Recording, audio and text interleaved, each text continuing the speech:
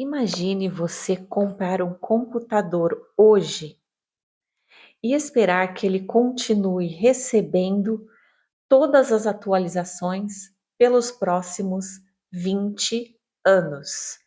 Parece justo, não é? Mas será que isso é realmente possível? Nos últimos dias, teve uma grande discussão que tomou conta da internet por conta do Kindle. As versões lançadas até 2013 vão perder suporte da Amazon. Para muita gente, esse é um caso de obsolescência programada. Mas existe um lado dessa história que quase ninguém explica. Existe um motivo técnico pelo qual manter um hardware antigo funcionando com softwares atuais se torna cada vez mais difícil. E não tem relação apenas com velocidade. Na verdade, envolve arquitetura de processadores, memória, segurança, compiladores, conjuntos de instruções e até mesmo a inteligência artificial. Hoje nós vamos entender por que nenhum hardware dura para sempre. Quando pensamos em um computador antigo, normalmente imaginamos um processador apenas mais lento, mas essa é apenas uma pequena parte da história. Na prática, um computador é uma coleção enorme de componentes trabalhando juntos.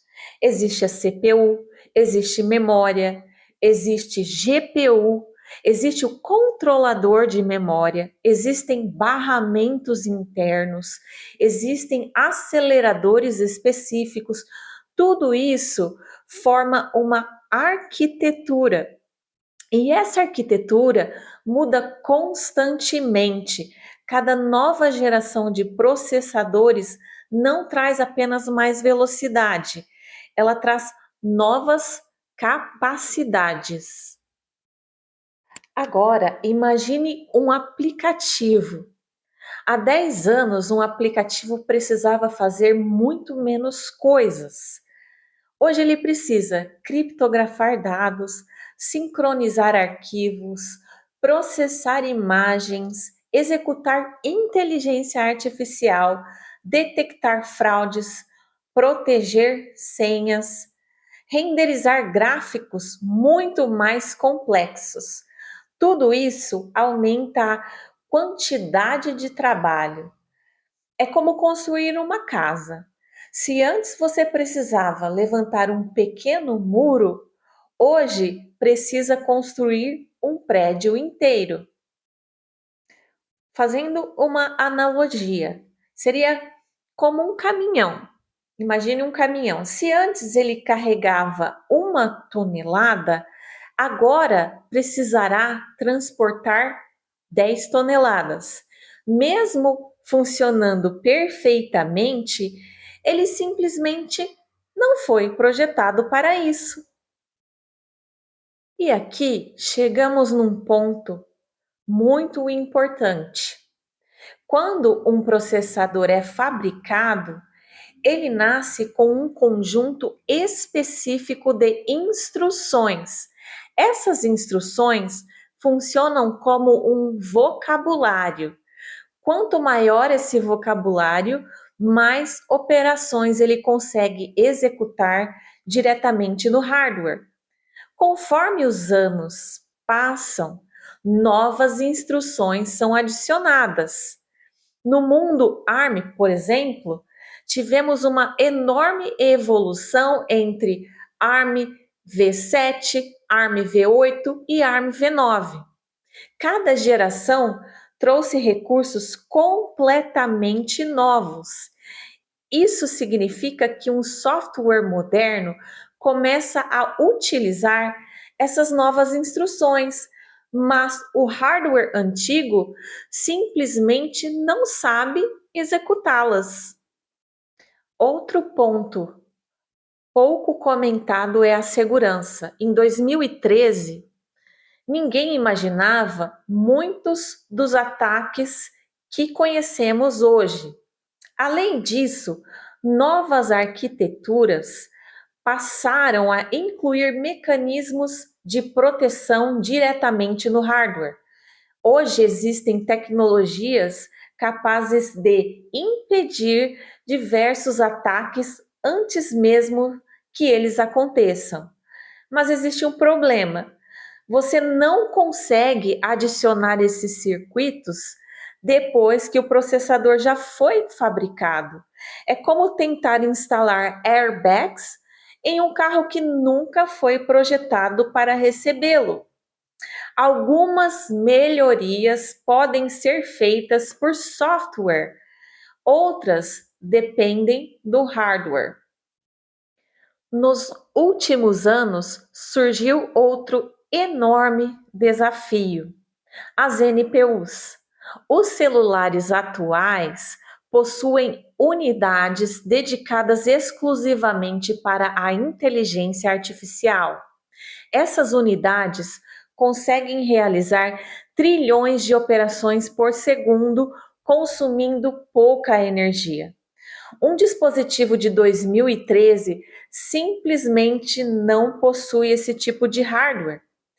Então, quando o sistema operacional começa a depender dessas capacidades, o equipamento antigo precisa fazer tudo usando apenas a CPU.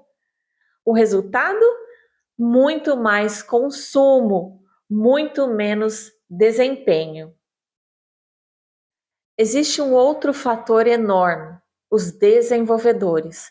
Cada nova atualização precisa ser testada, corrigida, compilada, validada.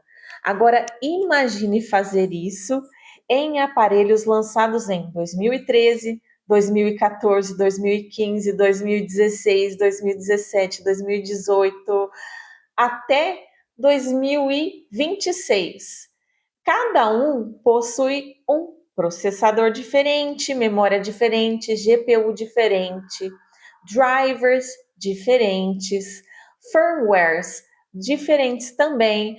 O custo cresce de forma gigantesca. Em determinado momento, manter todas essas versões deixa de ser economicamente viável. E a questão seria: realmente existe essa coisa da obsolência programada? E essa talvez seja a pergunta mais importante. A resposta é: depende.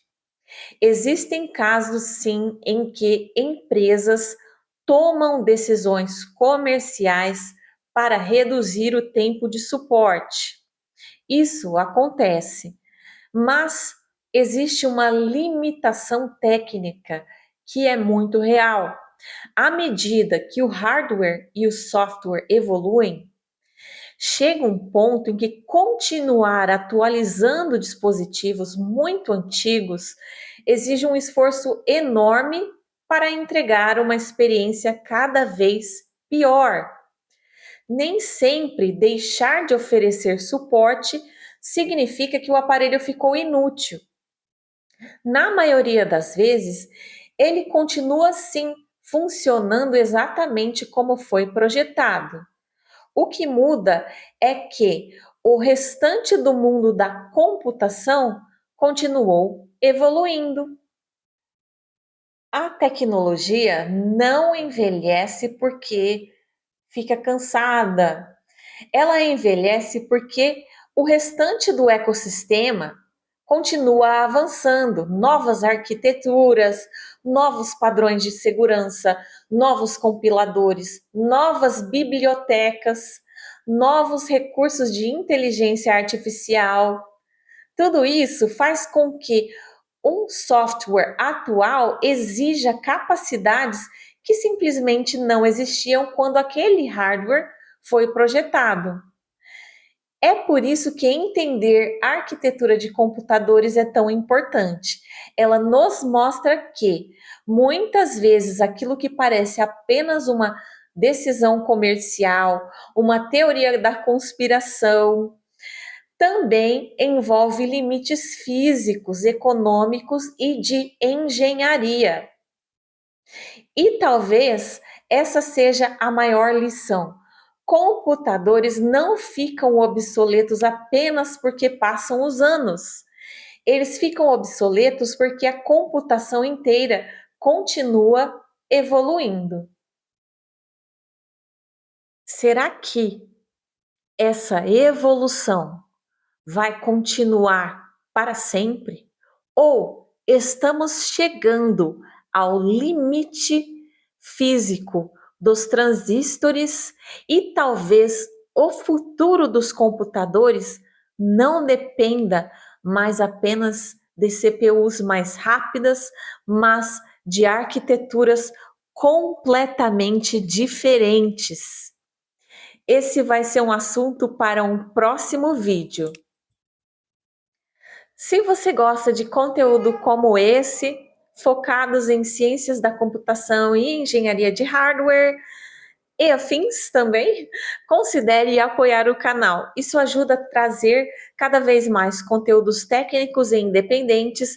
E também, se você estiver pensando em comprar algum equipamento de tecnologia, confira os meus links de afiliada na descrição. Você não paga nada a mais por comprar através do meu link e ainda ajuda bastante o canal. Até o próximo, pessoal. Tchau!